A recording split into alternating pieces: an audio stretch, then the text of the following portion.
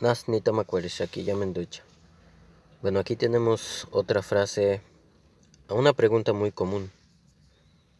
Nanire anapueski. Nanire anapueski. ¿De dónde eres? Nani, ¿dónde? Nanire, ¿dónde tú? Anapu. Anapu se refiere a ser originario de o proveniente de algún lugar o perteneciente a algún lugar o a algo en sí. Anapu. Anapueski. ¿Eres de? Bueno, esas dos juntas ahora viene significando de dónde eres. Nanire, ¿dónde tú? Anapueski, ¿eres de?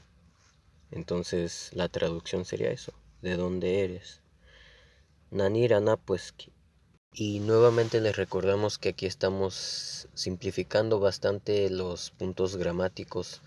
Esto es algo que se extiende y se profundiza mucho más, pero eso lo veremos más adelante. Por ahora estamos creando algo básico, algo fácil de digerir para los que están pues empezando a aprender. Y pues sí, en Dios me llama, es que se